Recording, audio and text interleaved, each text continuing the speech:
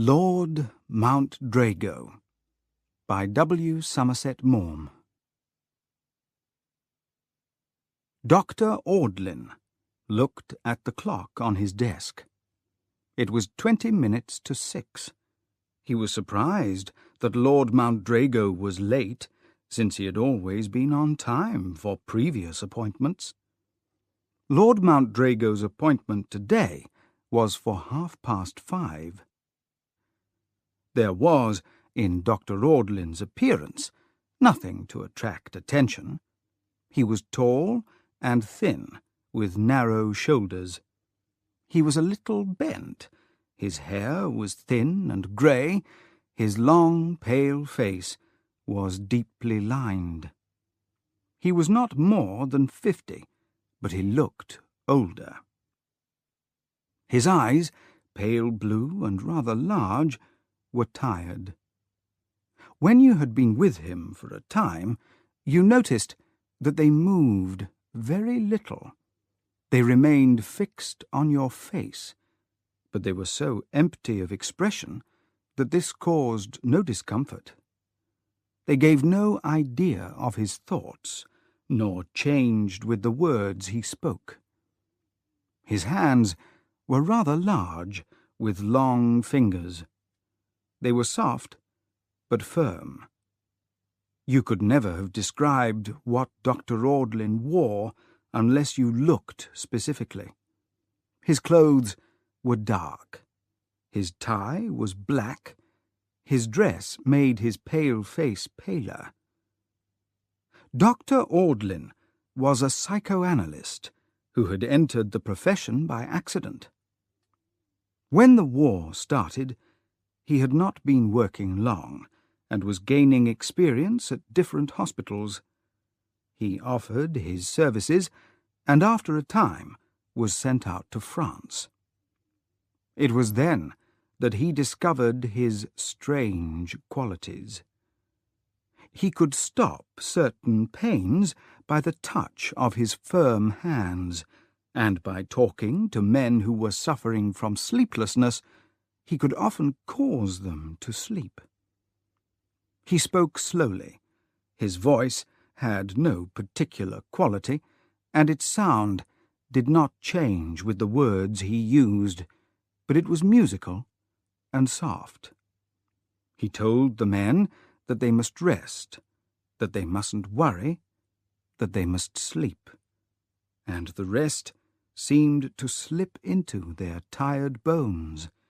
Calmness pushed their anxieties away, and sleep fell on their tired eyelids like the light rain of spring on the earth. Dr. Audlin found that by speaking to men in his low voice, by looking at them with his pale, quiet eyes, by touching their tired heads with his long, firm hands, he could calm them. Sometimes he performed cures that seemed like miracles.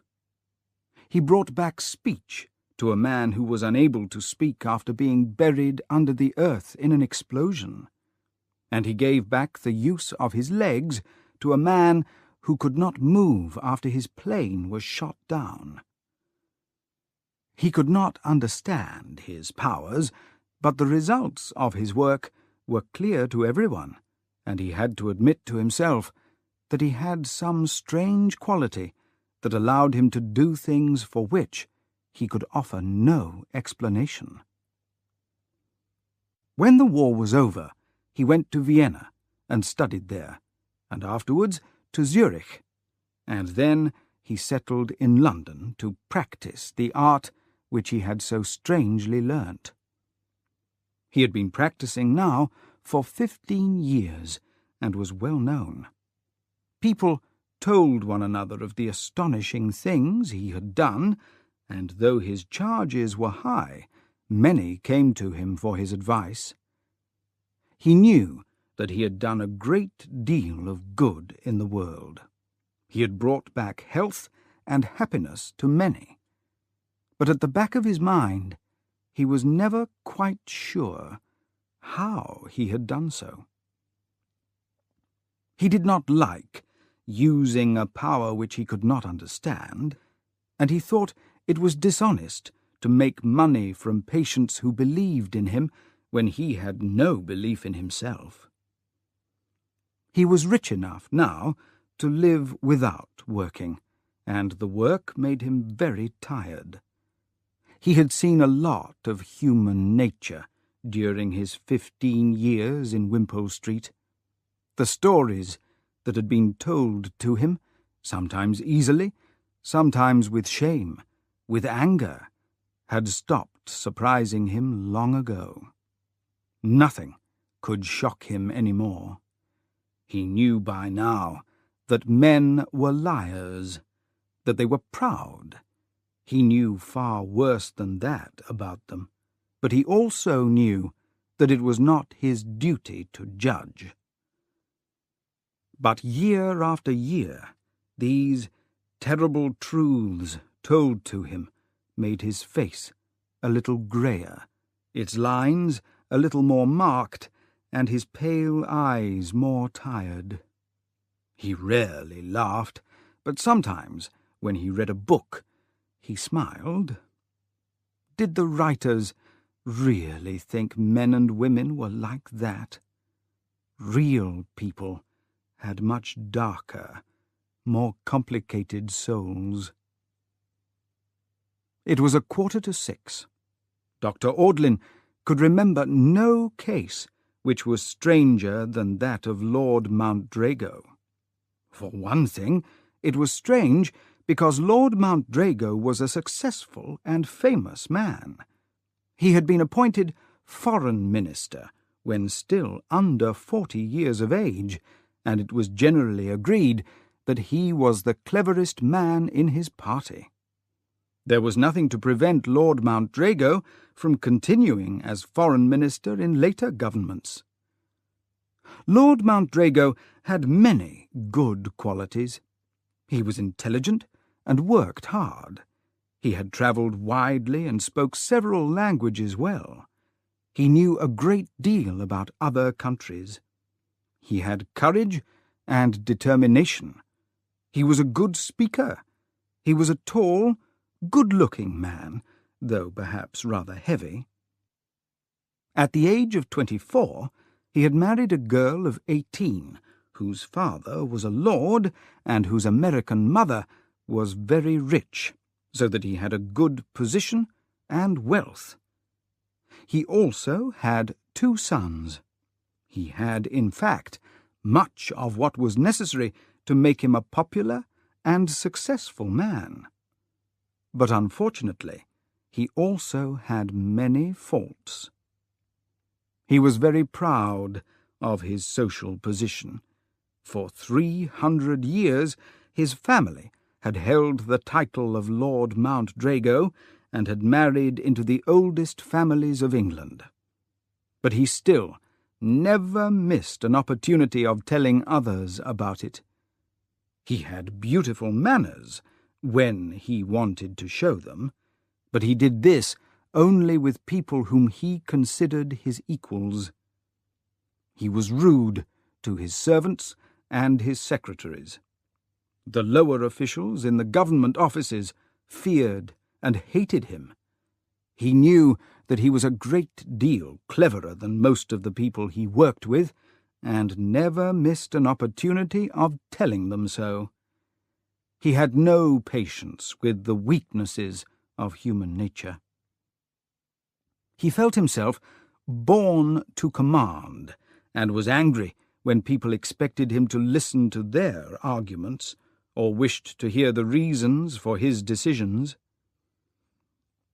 He had many enemies to whom he showed no pity. He had no friends.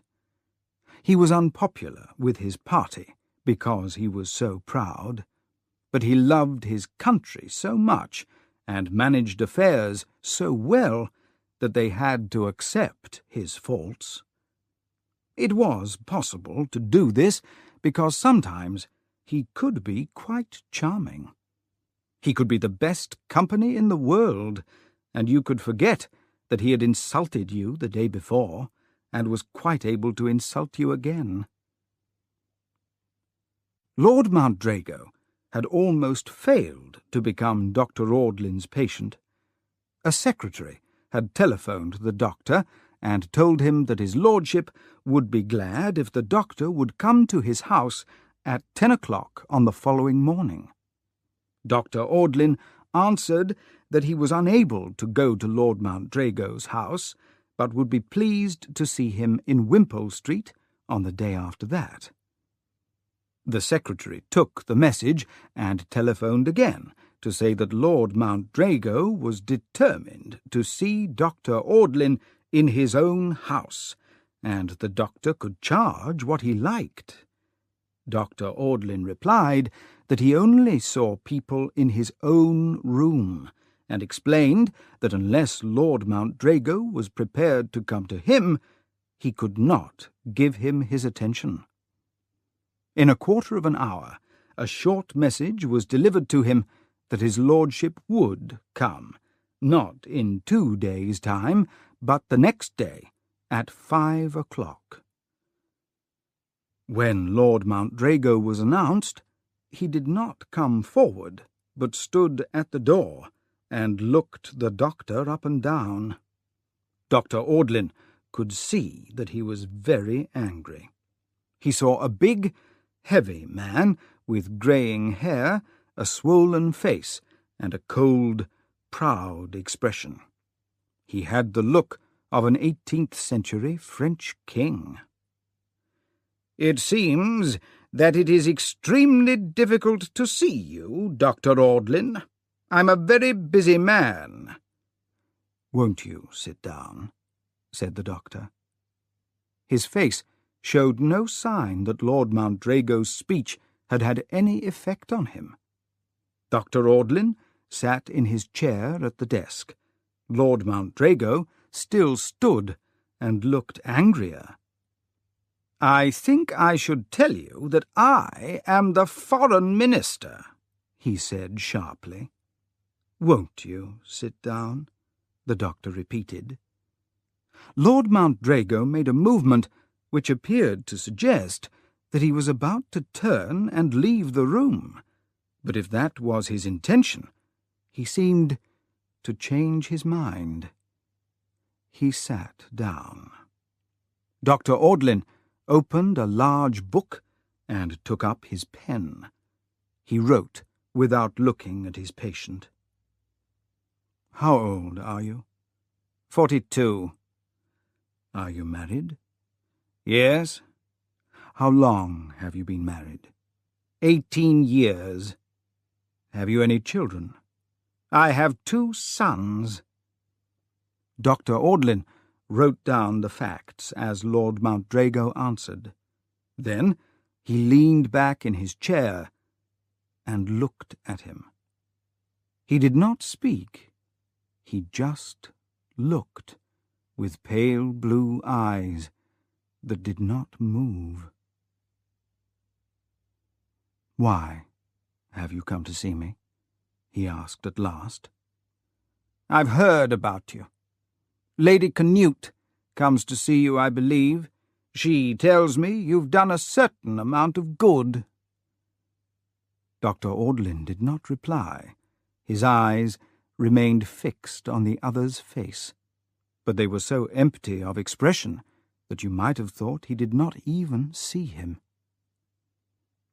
"I can't perform miracles," he said at last. Not a smile, but the shadow of a smile passed over his eyes. Lord Mountdrago spoke in a more friendly way. "You have a good name. People seem to believe in you." "Why have you come to see me?" repeated Dr. Audlin. Now it was Lord Mountdrago's turn to be silent. It looked as though he found it hard to answer. Dr. Audlin waited. At last, Lord Mountdrago seemed to make an effort. He spoke. "I'm in perfect health. I was examined by my own doctor just recently. He's Sir Augustus Fitzherbert, Perhaps you've heard of him. He tells me I'm as fit as a man of 30. I work hard, but I'm never tired, and I enjoy my work. I smoke very little and do not drink much. I take enough exercise, and I lead a regular life. I am a perfectly normal, healthy man. I quite expect you to think me childish in coming to see you." Dr. Audlin saw that he must help him. "I don't know if I can do anything for you. I'll try. You're unhappy." "My present work is important.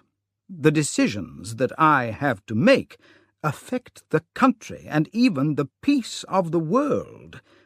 It is necessary that my judgment should be good and my brain clear. I consider it my duty to rid myself of any cause of worry that may prevent this." Dr. Audlin had never taken his eyes off him. He saw a great deal. He saw behind the man's pride an anxiety that he could not get rid of. "I asked you to be good enough to come here because I know by experience that it's easier for someone to speak openly in a doctor's room than in his usual surroundings." It was clear that Lord Mountrago, usually so quick and decided, at this moment did not know what to say. He smiled to show the doctor that he was relaxed, but his eyes showed his real feelings. He spoke again. "The whole thing's so unimportant that I can hardly bring myself to trouble you with it. I'm afraid you'll just tell me not to be a fool and waste your valuable time." Even things that seem unimportant may have their importance. They can be signs of deeper troubles, and my time is at your service. Dr. Audlin's voice was low and serious. It was strangely calming. Lord Mountrago, at last, made up his mind to speak openly. "The fact is, I've been having some dreams recently that have been bothering me. I know it's foolish to pay any attention to them, but, well, the honest truth is, they've begun to have an effect on my nerves." "Can you describe any of them to me?" "They're so foolish I can hardly begin to tell them." "Never mind." "Well, the first I had was about a month ago. I dreamt that I was at a party at Connemara House. It was an official party. The King and Queen were going to be there. I went to take off my coat, and there was a little man in the room called Owen Griffiths, who's a Welsh Member of Parliament, and to tell you the truth, I was surprised to see him. He's very common, and I said to myself, really, Lydia Connemara shouldn't have asked him to her house. Whom will she ask next? I thought that he looked at me rather strangely, but I didn't take any notice of him. In fact, I did not speak a word, and I walked upstairs. I suppose you've never been there?" "Never." "No, it's not the sort of house you would ever go to. It's in rather bad taste, but it's got a very fine stone staircase, and the Connemaras were at the top receiving their guests. Lady Connemara gave me a look of surprise when I shook hands with her, and began to laugh. I didn't pay much attention. She's a foolish woman, and her manners are no better than those of her relatives. I must say, the rooms at Connemara House are very grand. I walked through, shaking hands with a number of people. Then I saw the German minister talking with an Austrian lord. I particularly wanted to have a word with him, so I went up and held out my hand. As soon as he saw me, he burst out laughing. I was deeply insulted. I looked him up and down, but he only laughed louder. I was about to speak to him rather sharply, when the room suddenly went quiet, and I realized that the King and Queen had come. Turning my back on him, I stepped forward, and then, quite suddenly, I noticed that I hadn't got any trousers on. I was wearing silk underclothes. It was not surprising that Lady Connemara and the German minister had laughed. I can't tell you how I felt at that moment. The shame! I awoke, shaking. Oh, you don't know how glad I felt to find it was only a dream. It's the kind of dream that's not so very uncommon, said Dr. Audlin. Perhaps not, but a strange thing happened the next day. I was in the House of Commons when Griffiths walked past me. He looked down at my legs, and then he looked me in the face, and there was something in his eyes that made me feel he was laughing at me. A foolish thought came to me. He had been there the night before, and now he was enjoying the joke. But of course I knew that was impossible, because it was only a dream. I gave him an icy look, and he walked on. But he was laughing. Lord Mountrago took his handkerchief out of his pocket and rubbed it over his hands. He was making no attempt now to hide his anxiety. Dr. Audlin never took his eyes off him. Tell me another dream. It was the next night. I dreamt that I was in the House of Commons. We were discussing foreign affairs, and not only the country, but the whole world was waiting for the discussion with serious interest. It was, in fact, a historic occasion. Of course, the House was crowded. Representatives of foreign countries were there. I had to make the most important speech of the evening. I had prepared it carefully. A man like me has enemies. A lot of people are jealous because I have reached the position I have at an early age, and I was determined to speak well. I rose to my feet. When I began to speak, the silence was like the silence of the grave. Suddenly, though, I saw that hateful little devil on one of the seats opposite, Griffiths, the Welsh member. He put out his tongue at me. I don't know if you've ever heard a song called A Bicycle Made for Two. It was very popular many years ago. To show Griffiths my disgust for him, I began to sing it. I sang the first part right through. There was a moment's surprise, and when I finished they cried, "Hear, hear," from the opposition seats to express their approval. I put up my hand to silence them and sang the second part. The members listened to me in complete silence, and I felt that the song wasn't being received very well.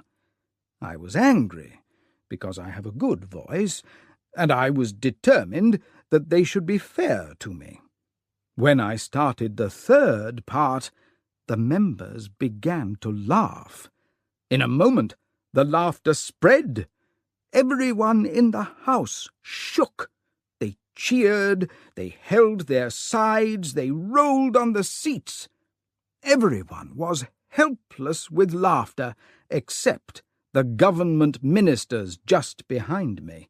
They sat as if turned to stone. I gave them a look, and I suddenly understood the terrible thing that I had done.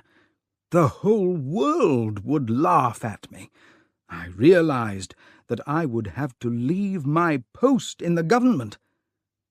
I woke and realized that it was only a dream.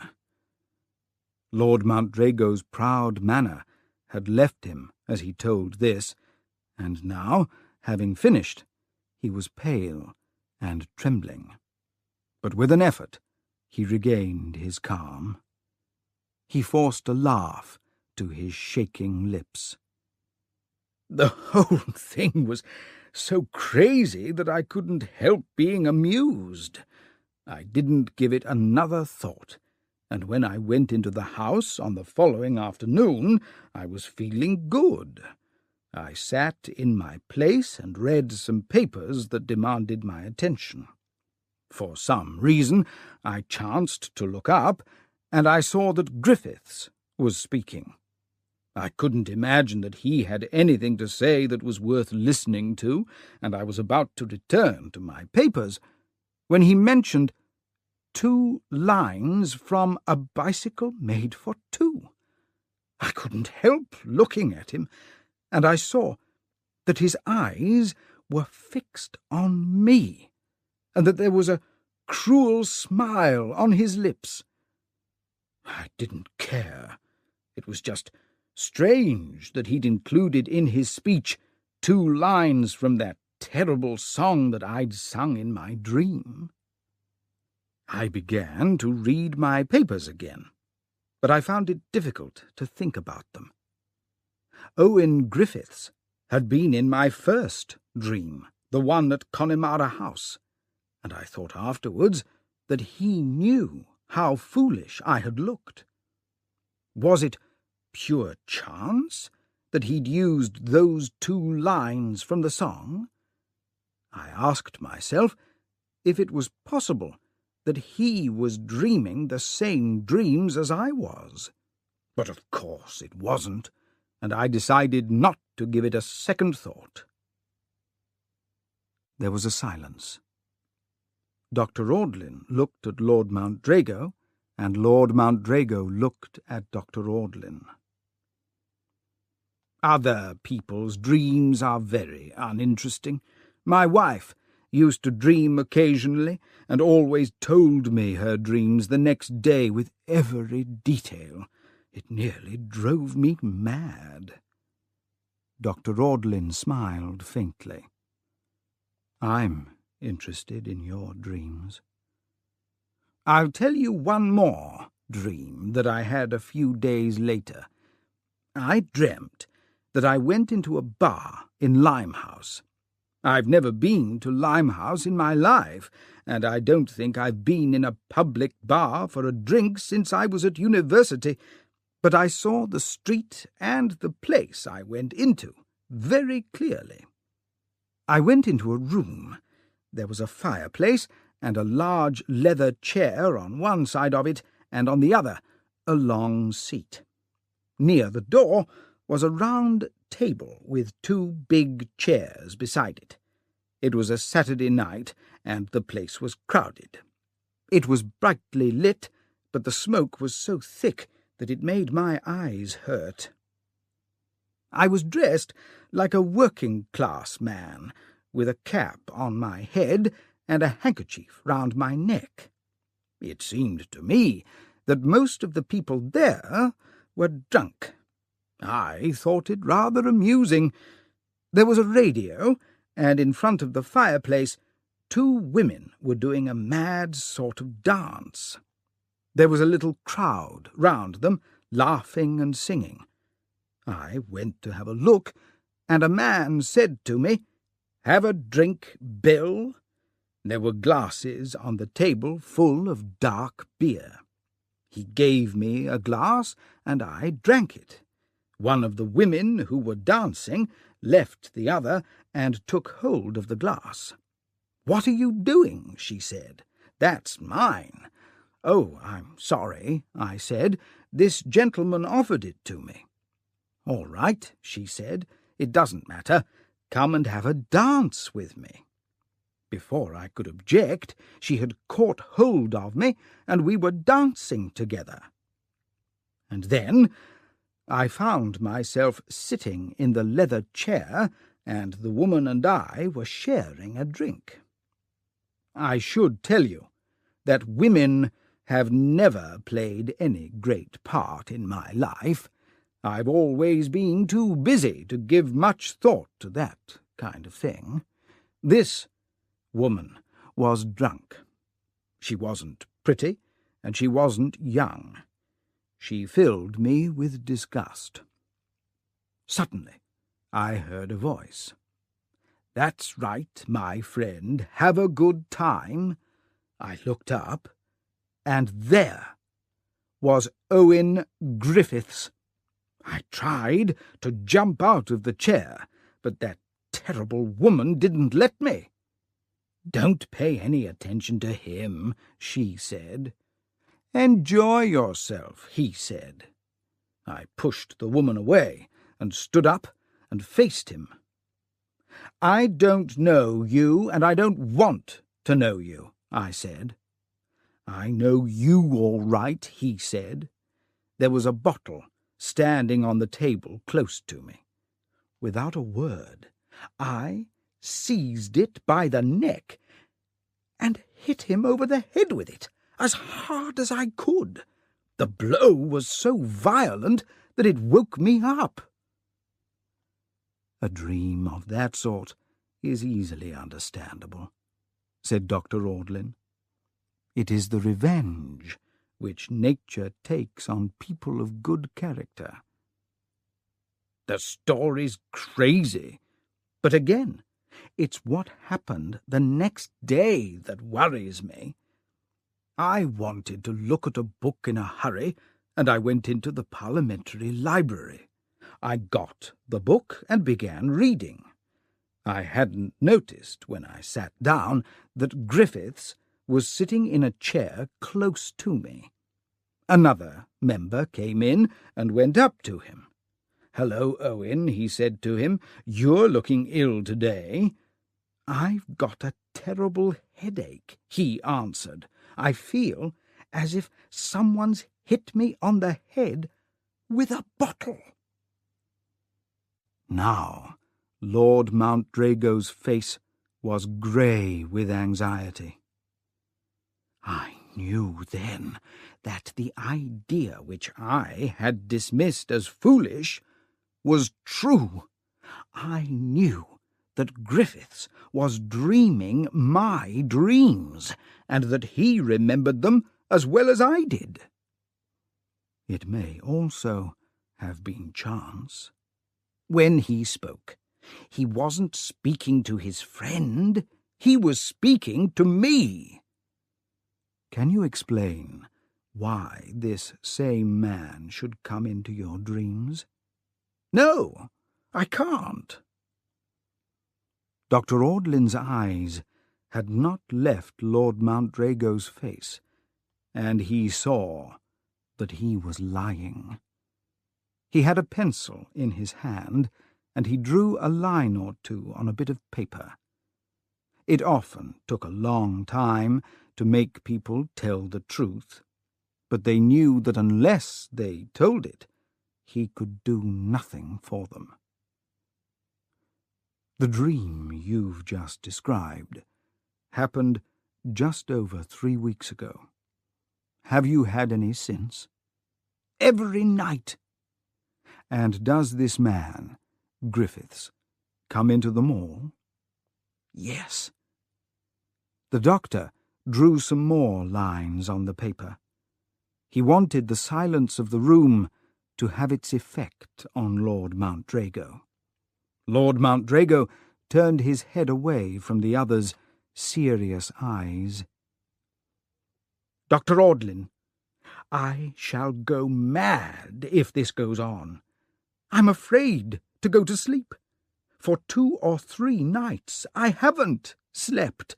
I've sat up, reading, and when I felt sleepy, I put on my coat and walked until I couldn't walk any further. But I must have sleep. With all the work I have to do, my brain must be clear. I need rest. Sleep brings me none. As soon as I fall asleep, my dreams begin, and he's always there, that common little devil, laughing at me. I don't deserve this treatment. I tell you, Doctor, I'm not the man of my dreams. It's not fair to judge me by them. Ask anyone you like. I'm an honest, good man. No one can say anything against my moral character, either private or public. All I want is to serve my country. I have money. I have rank, so my life is easier than other men's, but I have always done my duty. I've given up everything to become the man I am. Greatness is my aim. Greatness is within my reach, and I'm losing my courage. I'm not that creature that Griffiths sees. I've told you 3 of my dreams. They're nothing. That man has seen me do things that are so shameful that I wouldn't tell them even if my life depended on it. And he remembers them. He has seen me do things that no man with any self-respect would do, things for which men are driven out of the society of others and sent to prison. He feels nothing but disgust for me, and he no longer pretends to hide it. I tell you that if you can't do something to help me, I shall either kill myself or kill him. It's not a good idea to kill him, said Dr. Audlin, calmly in his quiet voice. Your future would become even more uncertain. I wouldn't be hanged for it, if that's what you mean. Who would know that I had killed him? That dream of mine has shown me how. I told you, the day after I'd hit him over the head with a bottle, he had a bad headache. He said so himself.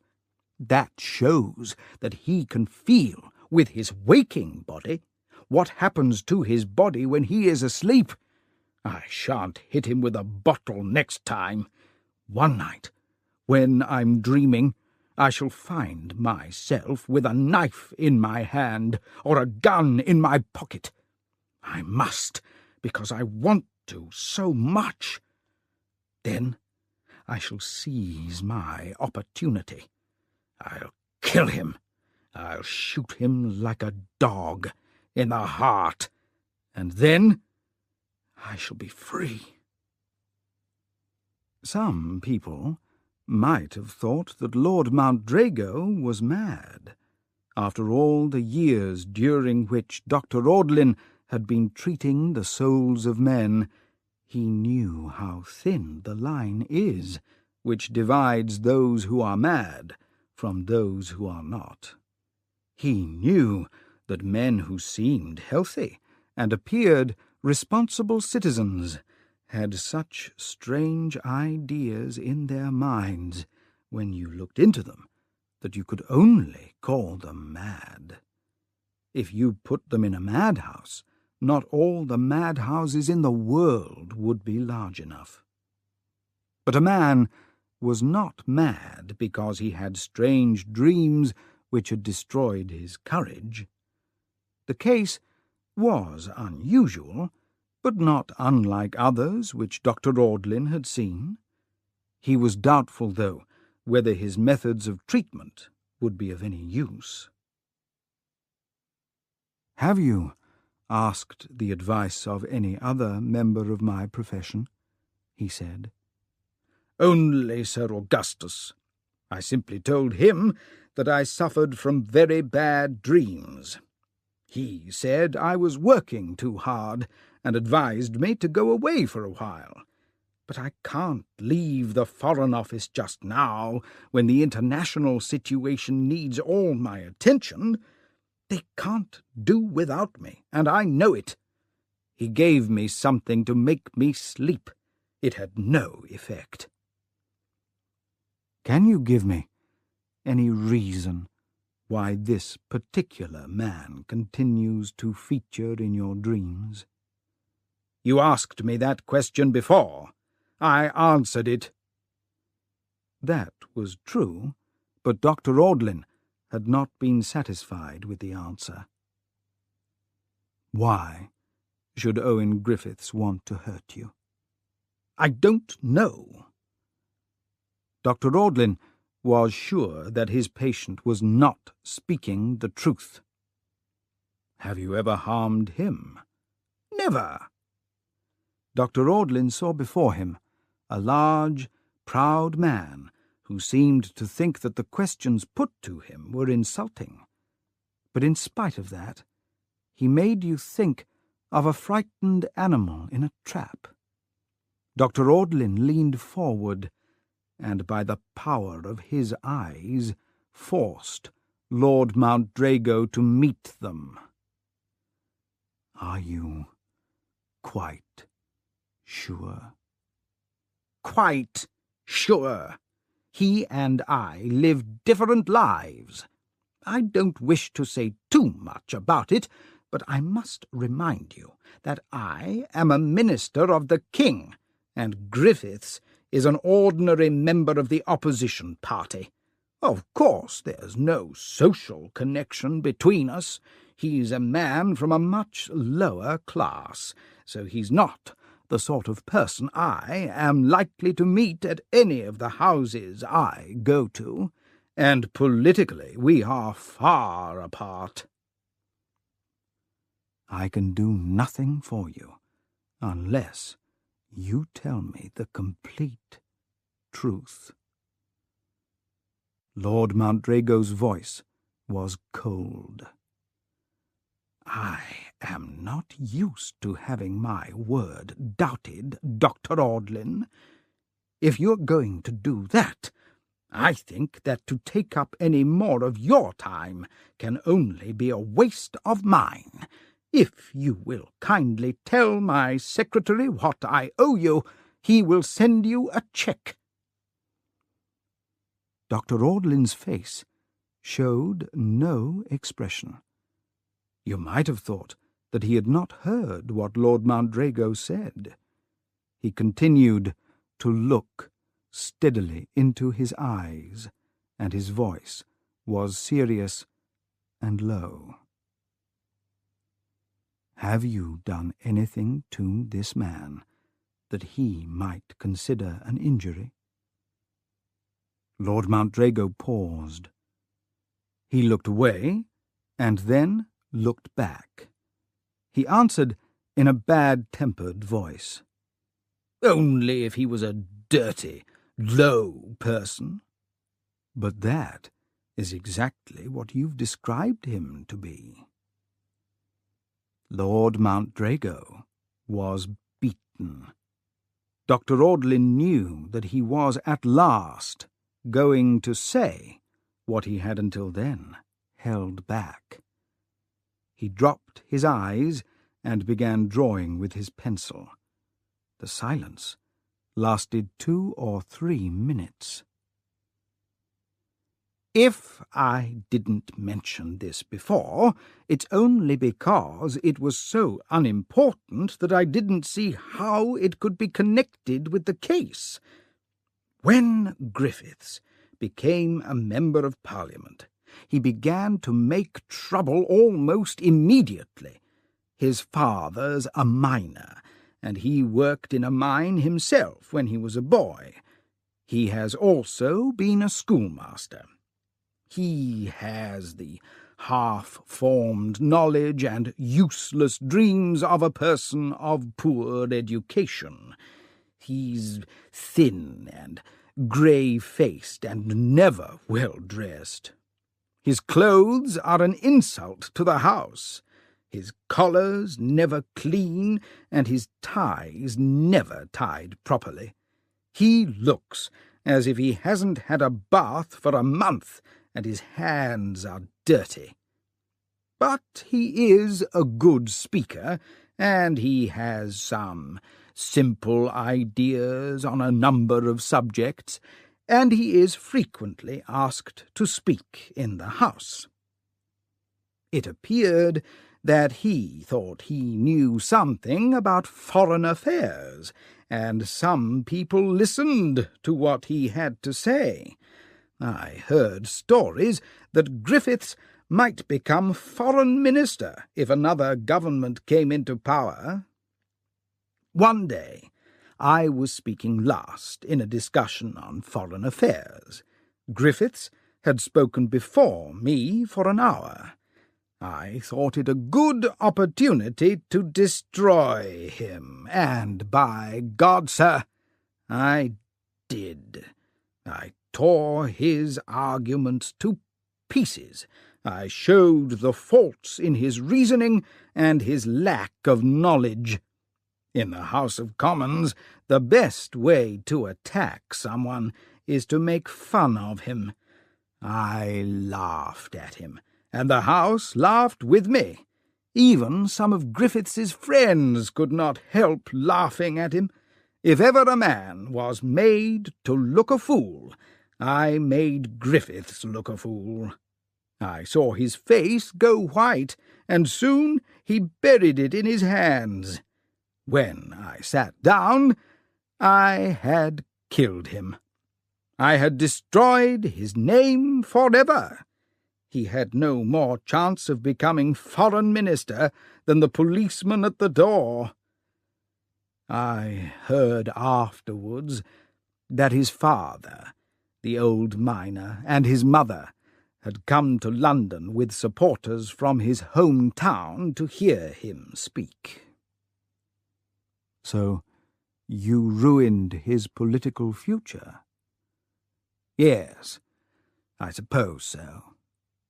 That is a very serious injury that you've done to him. He brought it on himself. Have you never felt at all sorry? I think, perhaps, that if I had known his father and mother were listening, I would have been more gentle. There was nothing more for Dr. Audlin to say, and he began to treat Lord Mountdrago in the manner that he thought best. He tried to make him forget his dreams when he awoke. He tried to make him sleep so deeply that he would not dream. But it was impossible. At the end of an hour, he dismissed Lord Mountdrago. Since then, he had seen him 5 or 6 times. He had done him no good. The terrible dreams continued every night.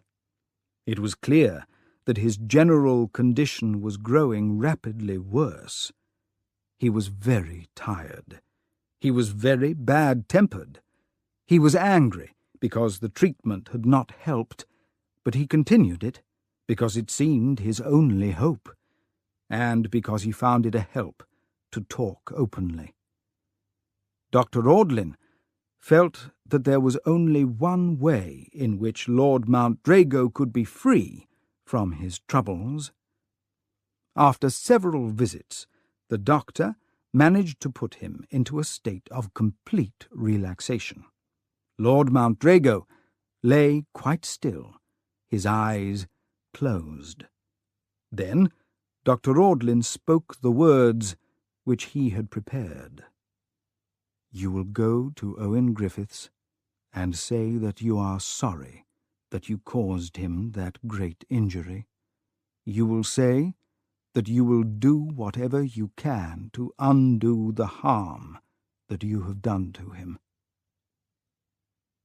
The words acted on Lord Mountdrago like the blow of a whip across his face. He shook himself out of his sleep and jumped to his feet. His eyes burned, and he poured out on Dr. Audlin a stream of angry words such as even he had never heard. He swore at him. He shouted at him. He used such bad language that even Dr. Audlin was surprised that he knew it. "Say sorry to that dirty Welshman! I would rather kill myself." "I believe it to be the only way in which you can regain your calm." Dr. Audlin had not often seen a man in such a state of uncontrolled anger. He grew red in the face, and his eyes were sticking out of his head. Dr. Audlin watched him calmly, waiting for the storm to end, and soon he saw that Lord Mountdrago, weakened by the troubles of so long a time, had no more strength. "Sit down," he said then, sharply. Lord Mountdrago fell into a chair. "I am tired," he said. "I must rest a minute, and then I'll go." For 5 minutes, perhaps, they sat in complete silence. Lord Mountdrago was a proud man, but he was also a gentleman. When he broke the silence, he had regained his self-control. "I'm afraid I've been very rude to you. I'm ashamed of the things I've said to you, and I'd understand if you refused to see me again. I hope you won't refuse. I think you're my only chance." "You mustn't worry about what you said. It's of no importance. But there's one thing you mustn't ask me to do, and that is to say sorry to Griffiths. I've thought a great deal about your case. I don't pretend to understand it, but I believe your only hope is to do what I suggest." "It's not my fault if I ruined him. I am not sorry." It was with these words that Lord Mountdrago had left the doctor. Dr. Audlin read through his notes and looked at the clock. It was 6. It was strange that Lord Mountdrago had not come. His secretary had telephoned that morning to say that he would come at the usual hour. He must have been kept by important work.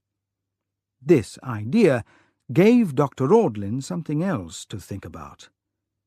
Lord Mountdrago was quite unfit to work, and in no condition to deal with important matters of government. Dr. Audlin wondered whether he ought to tell someone at the Foreign Office that it was dangerous to leave things to him just now. But it would be difficult, and he would receive no thanks. After all, he thought, politicians have caused so much trouble in the world during the last 25 years, I don't suppose it matters if they're mad or not. He rang the bell. "If Lord Mountdrago comes now, will you tell him that I have another appointment at 6:15, and so I'm afraid I can't see him." "Very good, sir. Has the evening paper come yet?" "I'll go and see." In a moment, the servant brought it in. Across the top of the front page, in big letters, were the words, "Death of a Foreign Minister." "My God!" cried Dr. Audlin. For once, he lost his usual calm. He was shocked, but he was not completely surprised. He had sometimes thought that Lord Mountdrago might kill himself, and he could not doubt that he had killed himself. The paper said that Lord Mount Drago had been waiting at an underground station, and as the train came in, he was seen to fall in front of it. It was supposed that he had suddenly fainted. The paper went on to say that Lord Mount Drago had been suffering for some weeks from the effects of overwork, but had felt it impossible to leave the Foreign Office. There was more about his love of his country and about his skill, and various guesses about who would replace him as Foreign Minister. Dr. Audlin read all this. He had not liked Lord Mount Drago. The chief feeling that his death caused in him was dissatisfaction that he had been able to do nothing to help him. Dr. Audlin felt discouraged, as he always did when he failed, and he was filled with disgust for the way in which he earned his living. He was dealing with dark forces that it was impossible for the human mind to understand. He turned the pages of his paper in misery and hopelessness. But his misery turned once more to shock as his eyes fell on a paragraph near the bottom of a page. "Sudden death of a Member of Parliament," he read. "Mr. Owen Griffiths was taken ill in Fleet Street this afternoon, and when he was brought to the nearest hospital, he was found to be dead. It is thought that death was from natural causes, but this is not certain." Dr. Audlin could hardly believe his eyes. Was it possible that the night before, Lord Mount Drago had at last, in his dream, found a weapon, knife or gun, and had killed his enemy? And had that dream murder, in the same way as the blow from the bottle, taken effect a certain number of hours later on the waking man? Or was it, stranger and more frightening, that when Lord Mount Drago found a means of escape by killing himself, the enemy, still not satisfied, had followed him to some other world to continue his attacks there? It was strange. The sensible thing was to think of it as pure chance. Dr. Audlin rang the bell. "Tell Mrs. Milton that I'm sorry I can't see her this evening. I'm not well." It was true. He was trembling. The dark night of the soul swallowed him up, and he felt a strange, deep fear of something that he did not understand.